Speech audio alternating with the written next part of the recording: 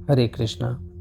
एक बार फिर से आप सभी का स्वागत है श्रीला प्रभुपाद जी की लिखी हुई श्रीमद् भगवद गीता यथारूप डेली 5 श्लोक सीरीज में। यह है एपिसोड 7, जहां हम लोग अध्याय 1 श्लोक संख्या 31 से 35 का पाठ करेंगे और उसे समझने का प्रयास करेंगे। शुरू करते हैं श्लोक संख्या 31 के साथ। न च श्रेयोनु पश्यामि हत्वा स्वजन माहवे न कांड्रे विजयम कृष्ण न च राज्यम सुखानि च। हे कृष्ण, इस युद्ध में अपने ही स्वजनों का वध करने से न तो मुझे कोई अच्छाई दिखती है और न उससे किसी प्रकार की विजय, राज्य या सुख की इच्छा रखता हूँ। यह जाने बिना कि मनुष्य का स्वार्थ विष्णु या कृष्ण में है, सारे बद्धजीव शारीरिक संबंधों के प्रति यह सोचकर आकर्षित होते हैं कि वे ऐसी परिस्थितियों में प्रसन्न रहेंगे। ऐसी देहात्म बुद्धि के कारण वे भौतिक सुख के कारणों को भी भूल जाते हैं। अर्जुन तो क्षत्रिय का नैतिक धर्म भी भूल गया था। कहा जाता है कि 2 प्रकार के मनुष्य परम शक्तिशाली तथा ज्वाज्वल्यमान सूर्यमंडल में प्रवेश करने के योग्य होते हैं। ये हैं, एक तो क्षत्रिय जो कृष्ण की आज्ञा से युद्ध में मरता है, तथा दूसरा सन्यासी जो आध्यात्मिक अनुशीलन में लगा रहता है। अर्जुन अपने शत्रुओं को भी मारने से विमुख हो रहा था।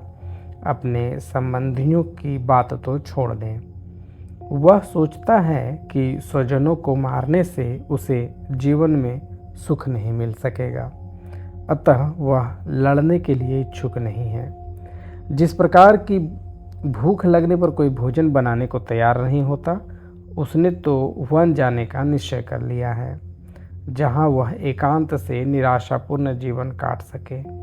किंतु क्षत्रिय होने के नाते उसे अपने जीवन निर्वाह के लिए राज्य चाहिए, क्योंकि क्षत्रिय कोई अन्य कार्य नहीं कर सकता। किंतु अर्जुन के पास राज्य कहाँ है?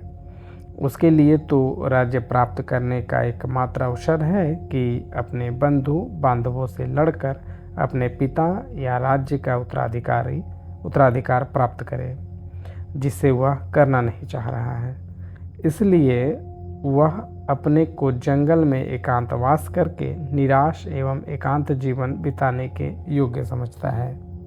श्लोक संख्या 32, 33, 34 एवं 35। किम नो राजेन गोविंद किम भोगे जीवितेन वा येषार्मध्ये कांडीक्षितम् नो राज्यं भोग सुखानि च। त इमेव स्थिता युद्धे प्राणास्थ सत्यकत्वात् धनानि च आचार्या पितरः पुत्रस्तथैव च पितामहः मातुलः श्वशुर्वा पौत्रा श्याला सम्बन्धिनिस्तथा एत्राण हन्तुमिच्छामि धत्तोऽपि मधुसूदन। अपि त्रैलोक्य राजेश्य हेतुः किं नु मही कृते निहत्या धृतराष्ट्र का प्रीतिशया जनार्दन।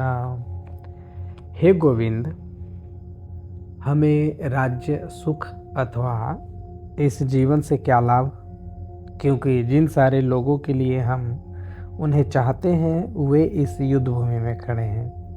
हे मधुसूदन, जब गुरुजन, पितृगण, पुत्रगण, पितामह, मामा, ससुर, पौत्रगण, साले तथा अन्य सारे संबंधी अपना अपना धन एवं प्राण देने के लिए तत्पर हैं और मेरे समक्ष खड़े हैं, तो फिर मैं इन सबको क्यों मारना चाहूँगा, भले ही वे मुझे क्यों न मार दें। हे जीवों के पालक, मैं इन सबों से लड़ने को तैयार नहीं, भले ही बदले में मुझे तीनों लोक क्यों ना मिलते हों। इस पृथ्वी की बात ही छोड़ दें, भला धृतराष्ट्र के पुत्रों को मारकर हमें कौन सी प्रसन्नता मिलेगी।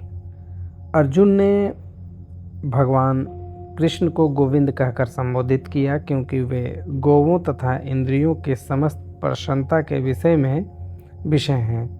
इस विशिष्ट शब्द का प्रयोग करके अर्जुन संकेत करता है कि कृष्ण यह समझें कि अर्जुन की इंद्रियां कैसे तृप्त होंगी, किंतु गोविंद हमारी इंद्रियों को तुष्ट करने के लिए नहीं हैं। हाँ, यदि हम गोविंद की इंद्रियों को तुष्ट करने का प्रयास करते हैं तो हमारी इंद्रियां स्वतः तुष्ट होती हैं। भौतिक दृष्टि से प्रत्येक व्यक्ति अपनी इंद्रियों को तुष्ट करना चाहता है और चाहता है कि ईश्वर उसके आज्ञापालक की तरह काम करे, किंतु ईश्वर उनकी तृप्ति वहीं तक करते हैं जितनी कि वे पात्र होते हैं, उस हद तक नहीं जितना वह चाहते हैं।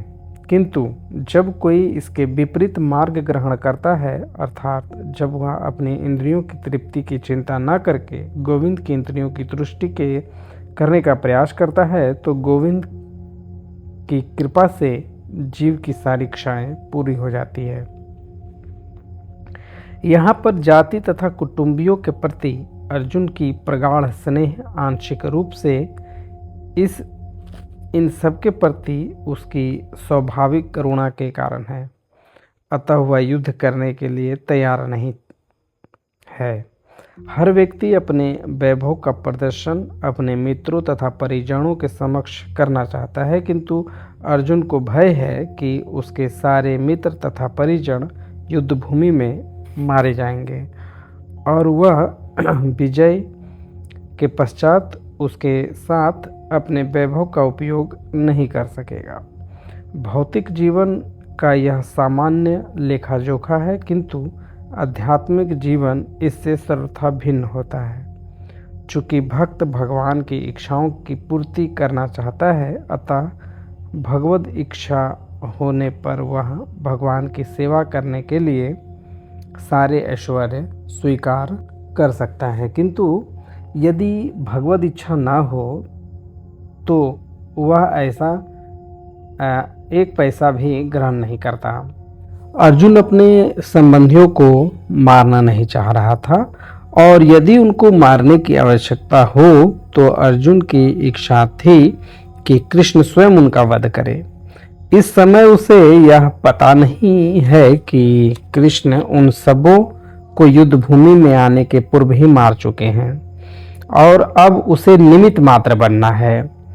इसका उद्घाटन अगले अध्याय में होगा।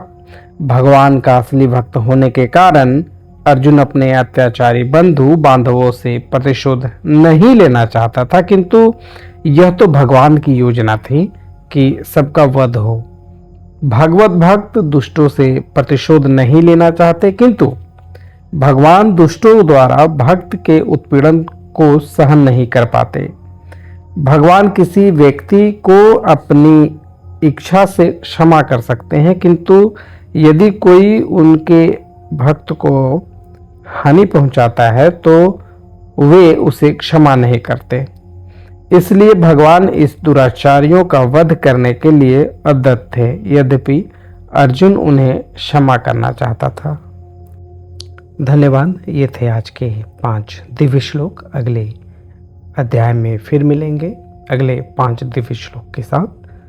तब तक के लिए हरे कृष्णा। धन्यवाद।